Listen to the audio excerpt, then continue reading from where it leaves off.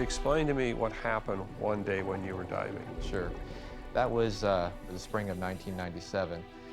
There were four of us on that trip. It was myself, Ron Wyatt, Dr. Muller, and an individual that he brought along by the name of Rory. I actually knew Roy Kaye long before I met Eric Lembcke. Dr. Leonard Muller had introduced me to Roy, so I set up an interview with him. I wanted him to tell me what happened on the dive when they had seen the wheel. I first came in contact with Ron Wyatt in 1994 through the film, the presentation of discoveries that he made. Actually turn northward here. Which, as you know, is an amateur film and a summary of the things that he had discovered during a 25-year period. So with Ron, I found him to be the most humble guy I'd ever met. Very thorough in his research, and yet very admittedly not an archaeologist by profession. I really wanted to know how he could make these incredibly strong statements, even though they registered in my spirit as right, but I wanted to know. And then we agreed to have a dive together in the Red Sea. I had the privilege to accompany Ron and Dr. Muller, who is actually a close friend, and a diver named Eric Lembcke to the actual crossing site in 1997. And on the afternoon of December 2nd, we did dive to a depth of 26.5 meters. The four of us were diving at the site where Ron had seen a golden chariot wheel some years before, and at a depth of 26.5 meters, the diver and I found a chariot wheel. I think we're going to go ahead and get started then. Anyone who has claimed to find a chariot wheel on the seafloor has met stiff resistance. So I decided to have Rory take a lie detector test. The first form we're going to go through is a polygraph consent form. I know some people believe in lie detectors, and others say they're not reliable. But I needed to investigate Rory's claims as thoroughly as possible. You know, I've had people sitting in that chair that have spent, 15 years in prison. So we got a professional polygraph examiner who worked in federal investigations. He came and set up all the equipment. It took nearly 2 hours. I wanted to know more about what Rory saw that day on the seafloor. Have you ever had a polygraph before? No. There's really no such thing as a lie detector. What that instrument does is it collects physiology. So it measures stress, isn't it? It doesn't even really measure, it just records. This is a cardio cuff. This is the same type of cuff that a doctor or a nurse would check your blood pressure with. Is your first name Rory? Yes. We dove actually about 1.5 kilometers out from the place where Ron Wyatt believed that they had entered the water in Nuweiba.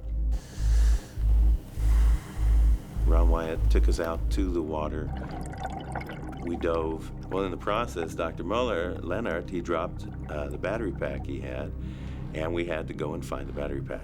The diver I was teaming with, which was Eric Lembcke, found the battery pack, went to the surface. In your personal life, have you ever deliberately lied to somebody who trusted you? No.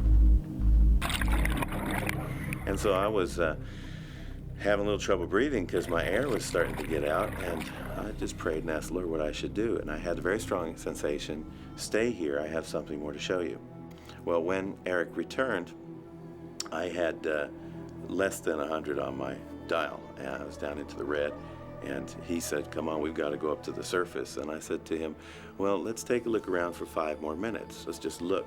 I'm pointing at my eyes and say 5 more minutes. And he said, no, 2. And so we decided, okay, 2 minutes. And within about 30 seconds, he spotted something shiny that he just noticed a little bit. Or it just caught his attention in some way. And as I lowered myself upon it, it was a 6-spoke chariot wheel that was exactly this wide, and I really purposed to memorize the width. Regarding that chariot wheel, do you intend to answer each question truthfully?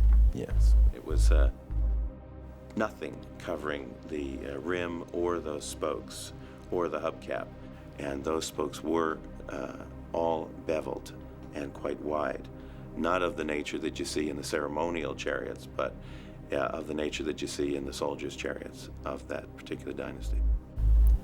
Regarding that chariot wheel, have you intentionally misrepresented what you observed on that seafloor? No.